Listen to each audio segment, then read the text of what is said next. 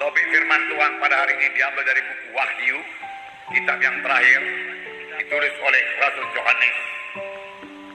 Dengan topik barang siapa yang menang, barang siapa yang menang. Tertulis dalam Wahyu pasal 2 dan Wahyu pasal 3. Tetapi kita tidak akan baca semuanya. Tetapi biarlah kita mengetahui bahwa Tuhan menghendaki semua anak-anaknya menang. Dara dan saya menang. Itulah kehendak Tuhan. Sama sebagaimana Yesus telah menang. Tuhan Yesuslah contoh kita. Tuhan Yesuslah teladan kita. Dalam kitab Wahyu berkali-kali dikatakan, barang siapa menang, barang siapa menang. Tuhan menghendaki kita menang. Misalnya dalam Wahyu pasal 2 ayat 7b, barang siapa menang, dia akan kuberi makan dari pohon kehidupan yang ada dalam Firdaus Bapakku. Makan dari pohon kehidupan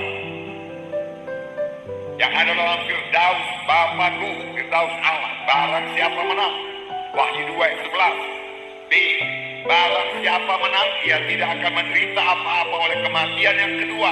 Ia tidak mengalami apa-apa dari kematian yang kedua. Tidak masuk dalam kematian yang kedua. Wahyu 2 ayat 17. Barang siapa menang, kepadanya akan kuberikan dari mana yang tersembunyi, dan aku akan mengaruniakan kepadanya batu putih yang di atasnya tertulis nama baru, yang tidak diketahui oleh siapapun selain oleh yang menerimanya, dan seterusnya dan seterusnya. Kalau saudara baca dalam buku Wahyu, ada sekitar 22 kali dikatakan barang siapa yang menang. Perkataan menang, menang. Tuhan menghendaki kita menang, menang. Tentunya kalau menang ada peperangan. Tanpa peperangan juga tidak ada kemenangan. Tetapi biarlah kita ingat bahwasanya musuh kita bukanlah darah dan daging. Musuh kita bukanlah manusia.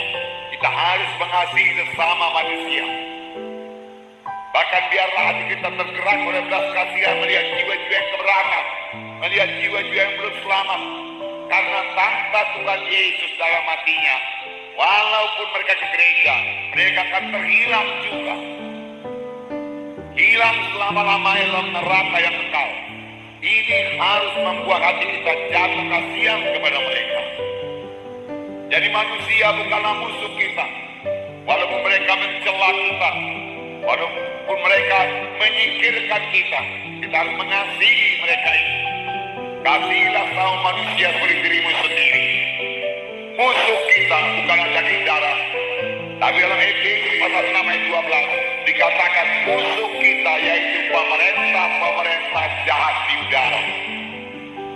Musuh kita yaitu penghulu-penghulu jahat di udara.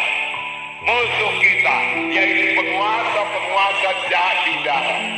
Roh-roh jahat di udara. Yang bisa disimpulkan musuh kita yaitu setan iblis, roh-roh jahat.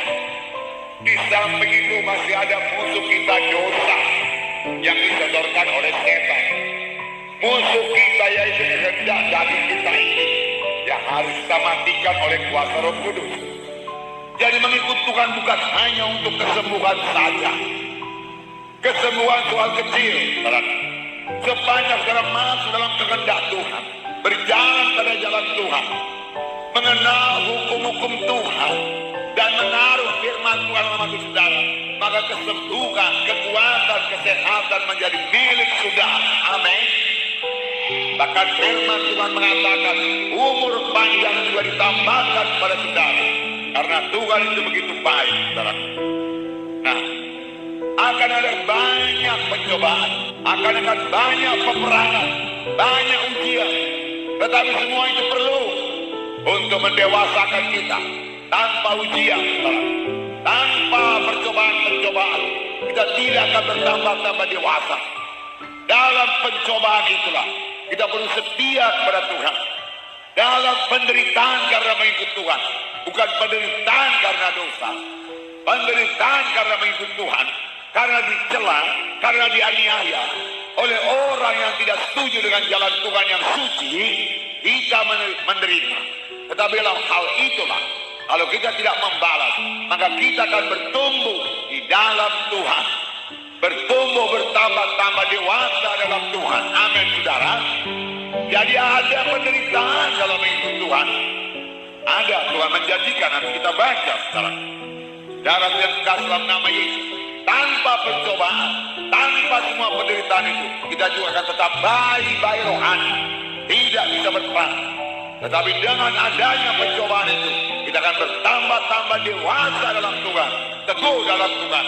Yaitu kalau kita menghadapinya dengan kasih, kalau kita menghadapinya dengan penuh dengan Roh Kudus. Amin, saudara. Biarlah semua kita berkemenangan. Amin. Tuhan menghendaki semua kita menang, dan kita bisa menang. Luar biasa janji Tuhan bagi anak-anaknya yang menang. Kita akan membaca dalam buku Wahyu pasal 2 ayat 1 sampai 7. Wahyu pasal 2 ayat 1 sampai 7.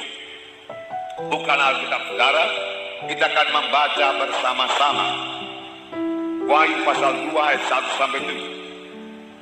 Kita baca.